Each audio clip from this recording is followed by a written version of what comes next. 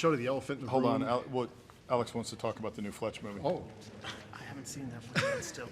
Did you? You haven't seen the new one? No. You wait. You told me about this at the end of the No, year, I didn't and tell I you asked you about to this, do and that one was thing right. before and you didn't see it. No.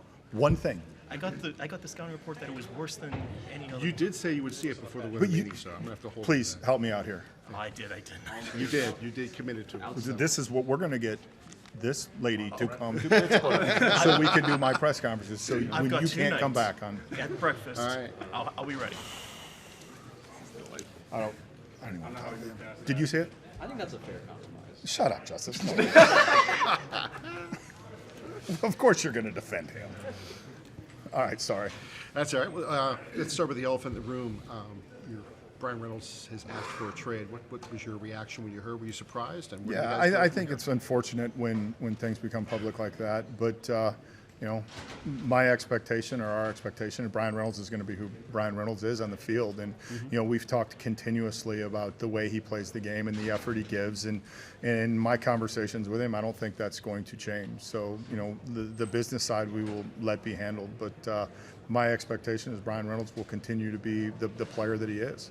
Have you had an opportunity to talk to him in the past since that was? Since it was made public, I did not. I talked to him right before it came public, and we had a good conversation. And you know, we talked through some things. And I think, and you guys know me in any instance, any conversation that I have with players privately will stay private. But you know, overall, the tone of the conversation was a good conversation.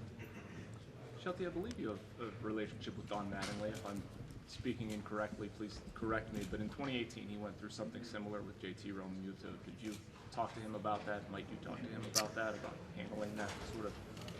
Yeah, I have not talked to Donnie about it, but congratulations to him because I saw that he just went to work for the Blue Jays. But no, I mean I think in this situation, you know, we're just focusing on what we're doing for next year, how we're building next year, and going off that. So had not thought at all about having conversation with Donnie about that.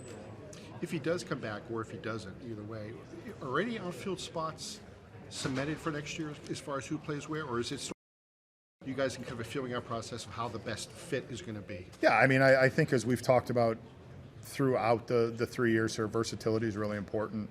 I mean, we still see Brian as a center fielder, and Brian will play center field. And the fact that we have other people that can play on the corners, that can go to center, I think that's extremely important, and we'll continue to make sure we stay versatile. But I don't think we have any cemented, and it does not shock me, Rob, that you asked a lineup question December the 6th, but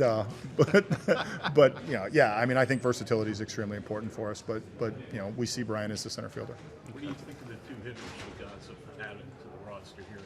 Yeah, really excited about our additions and appreciate the fact that we were aggressive coming into the offseason in terms of we knew first base was a place that we needed to get better, and we added not only 1 but we added 2.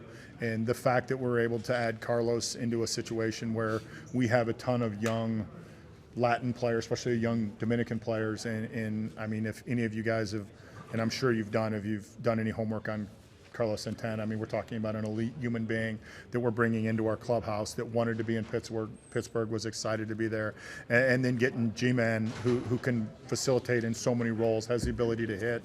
We have 2 guys that probably are going to benefit as much as anybody in the game from the lack of shifting. So those were important things, and the fact that we were able to go out and probably take away one of our biggest needs early in the offseason by getting the first baseman that we wanted, first base DH when we wanted, was really important. Derek, speaking of young Dominican players, O'Neal Cruz is now playing in the Dominican Republic. What are the reports you've gotten, and have you seen what he's been doing? Yeah, well, the reports I've gotten, we were fortunate. Donnie Kelly, our bench coach, was just there. He was down, and he spent 4 days in the Dominican, was able to see O'Neal, was able to see Rudy, was able to see Miguel Andujar, and that was really important for us. And Donnie was actually rapid texting me during the game about some of the things that O'Neal was doing. So the reports have been really good. I've seen some of the videos of him just actually working out. It looks like he's on a mission to be stronger, and I know that's something that we've challenged him on, and he's kind of challenged himself on. But the reports have been really positive, and we were fortunate. Not only are we getting good reports, but we were able to have one of our coaches hands-on down there to be able to see it. So you talk about getting stronger. What is there anything else that you're looking for him specifically this winter? What he's doing there? Well, I think the biggest thing is consistency, and we talk throughout the end of the offseason is just, the pitches he swings at, the pitches he doesn't swing at. We were able to see that improve in September, which is, number one, challenging to do at the major league level, but it's also encouraging with the fact that we know how much better he wants to get. So those are the things. And then, defensively with his footwork, we're talking about an NBA player that plays shortstop. And at times, even though the arm is extremely prolific, his feet wouldn't get underneath him, and he would have to maneuver the ball, and we just need to make sure that he gets his feet underneath him a little bit better. Will you guys play at all with him in the outfield, or would you rather him concentrate all of his efforts at short? In winter ball?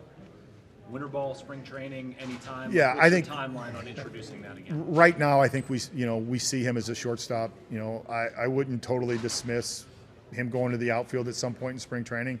I mean, I think I told him at one point I was going to play him, Rudy, and Marcano in the outfield one day as a joke, and they were all three so excited about it. I may have to do it just to make them happy. But overall, we see O'Neill as a shortstop. Talk about Brian's particular style of leadership, how he's very much someone who leads by example.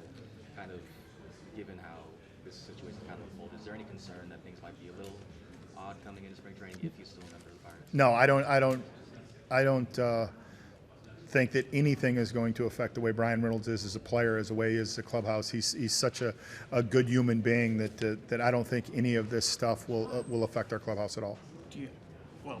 You're also going to be bringing up a lot of rookies next year, and this is someone that they're going to be looking forward to. Do you feel like, even if he is the same Brian Reynolds and there isn't a change there, just the fact that this was out in the open, does that maybe have an impact? Well, I think the impact in our clubhouse will be that Brian will continue to be the person he is. So don't think that will have any impact on our clubhouse. And with our young players, I think coming to the big leagues is just immersing themselves in the big leagues and immersing them. And I want our young players to watch how Brian Reynolds plays. And I think we've said this time and time again, that if we get everyone to play, with the aggressiveness in the effort that he plays, we're in really good shape because of how he exemplifies that. So do not expect that to be any of an issue.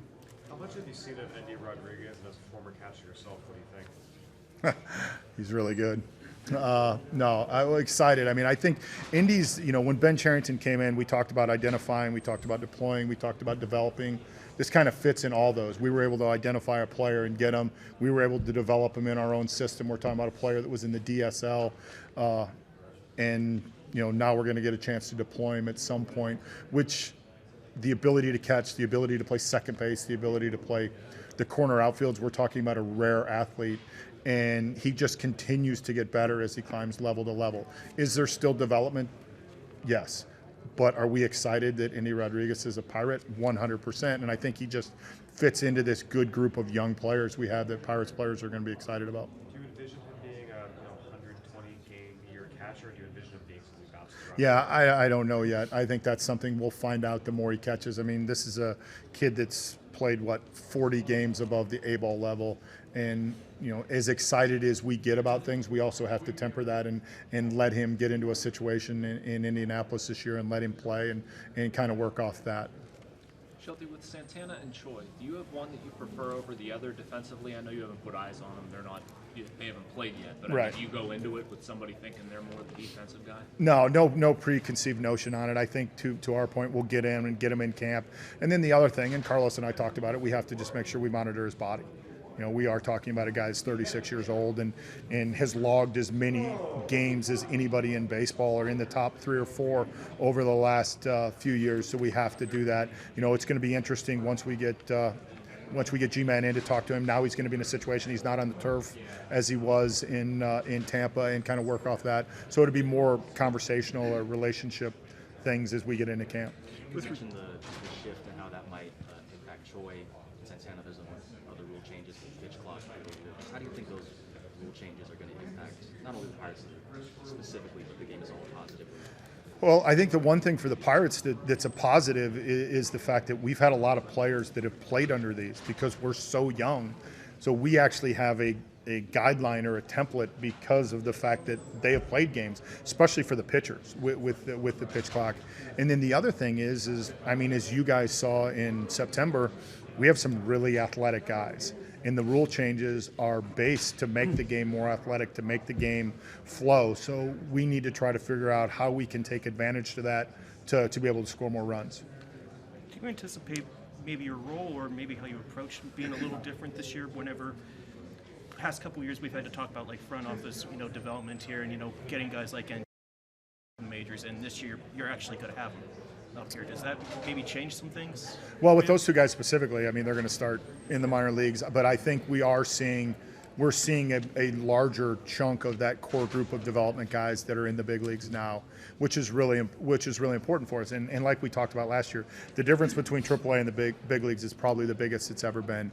We were fortunate enough that we were able to get a lot of reps for those guys at the major league level this year, and I think we just need to continue to build off that to get better. But the other portion of this is it's an exciting group of players. I mean, they do things that a lot of young players can't. So that should, provide for a lot of entertainment.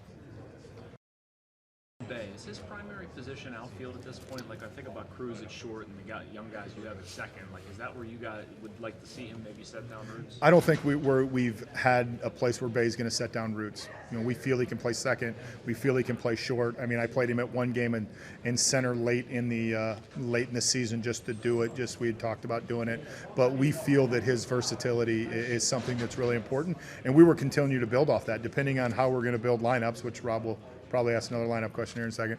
But depending on how we build our lineups, the flexibility to be able to move him. I mean, if you look at our lineup, I think there's one guy that probably plays one primary position, and he actually played short a little bit last year. But other than that, these guys have the ability to bounce around. Well, here's a lineup question for you then. How do you look at the D? You mentioned before with Santana, like giving him some downtime to keep him healthy. Do you look at DH as kind of like a half day off, or is that you know what I mean? If you need to give a guy get him off his feet a little bit, maybe is DH an option, or if he's down, is Santana's down? Is he just like down? No, I think the DH. I don't know if it's a half day off. It's more how they prepare going into the day, what they do that day, what they do the night before. One of the things that Carlos and I talked about and we try to do with all of our guys is let them know the night before, if they're going to be in the lineup. So conversations that we will have just to make sure that he knows how to prepare going into it. As a young athletic team that needs to score more runs, with the rules changes, do you see yourselves being more aggressive, more slow bases, really push the envelope more? Yeah, I would hope so. I would hope that would be we would use our skill set. We've talked at times in baseball about how you cater to your skill set, and we see other sports does a much better job of that. But because of the fact we are young, athletic, and we have had players that have played within this system, I would hope that would be the way we trend towards during the season. I talked a few days ago with Baker about something related to that. He talked about how you kind of develop ways to score one run now. That's an important thing in the system. And you see Altoona stealing like 160 bases or whatever it is. How does that fit? Is that your style of game? Is that kind of like what you've been waiting to kind of implement in a lot of ways? I think your style, or the manager style of game, is built on your personnel. And I think we've done a good job in the minor leagues looking at, and then Bake has kind of deployed his staff to make sure that we're using that skill set. And like you said, in Altoona, we were able to do that. Now, Altoona also had some specific rule changes that were different that allowed that, which is fine because that allows us to talk. And we had Kyron with us late in the year. I think you guys remember. And one of the main reasons Kyron was with us was for him to sit down with Donnie and I and to walk through like how he managed the game and what he used, because we don't have the ability to do that because we haven't run the game that way. So there's certain factors, but I do really appreciate that in player development in the minor leagues, Bake has kind of outlined with conversations with the major league staff of hey, what should we do, how should we use it, and then some of it just comes down to what your players are. If we have a bunch of guys that just stand in a box and try to hit homers, you're not going to be able to steal 160 bases there. We had a really athletic group there, and I think the other thing that we've talked about is not only making good base stealers, but good base runners to try to create that first to third, second to home type atmosphere. Mitch Keller took a nice step forward last year. What are you looking for him now? What's the next step for him? Consistency. I think the one thing we've talked about with Mitch was he was a prospect for a long time, and sometimes when prospects comes to the big leagues, you automatically expect him to be the guy you want them to be, and it takes time. And we saw Mitch go through that process, and I think it was very humbling for him to go through that process, but it also made him work really hard. We got about a third of the way through the season this year. We identified some things in terms of not only with his delivery, but with his pitch mix that we could go to. And we saw a lot of consistency in what he was. The next step is continue to build off that consistency. The one place, and I think I said at the end of the year, I was more proud of Mitch than any player I've ever been around, is every time he took the mound, he believed he was the best pitcher, in the game. And I think that's something we have to let him continue to grow and that confidence, and that's really important. Troy said that he didn't think the elbow surgery was going to be a very big deal. He really downplayed it. Are the reports good so far on his rehab? Yeah, his rehab has gone good. We were happy with how the surgery came out, and just text messaging with him. He feels like he's in good shape. Doesn't feel like he's going to be behind it all. It'll be, once he gets into the States and we're able to get eyes on him and get him into camp, we'll be aware of it. But, from the conversations I've had with him, he feels really good about it. You've been a hitting coach in this league. Why do you think those jobs are hard? Why do you think there's so much turnover? Well, why there's so much turnover is because, one of the easiest things to do is just to blame the hitting coach. And the reason it's hard is because anybody that's ever picked up a bat thinks they can be a hitting coach. And because of that, everybody has an opinion on it. And the building and establishing and then the maintaining of relationships with a game that's based on failure is extremely hard. And that's why you see places where the longevity of the hitting coach and the consistency of the hitting coach keeps getting extended, is because, number one, they're able to maintain, but they're also able to change. And the game has changed. I mean, 5 years ago, 6 years ago, when I was hitting coach, you didn't have to be a movement specialist. Now you have to be some sort of movement specialist, or you have to have someone on your staff that's a movement specialist, and you have to be able to let them have conversations about what hitters are doing. And then I also think hitters know a lot more about what their body is and what the angles are and the things that we can measure. And so it's a challenge. It's a challenging thing. And, I think we're really fortunate that we have Andy Haynes, and it's really easy to critique guys, but the fact that we're going to maintain consistency is really important. How do you like to interact with guys who have their private strategies in the offseason? Has that dynamic changed over the years? That dynamic has changed. I think years ago, and I can speak from experience, you were extremely sensitive that almost like it was an indictment that you didn't have the information to provide. But it's become such a norm now, and I think it's one of Andy's strengths that he builds relationships with those external guys, and we learn about what they're teaching, because ultimately it's about the player. And if the player's in a good position and understands what they're doing, then we're going to get the best for them. Thanks, Shelton. See you guys. Regresamos en breve, no te muevas.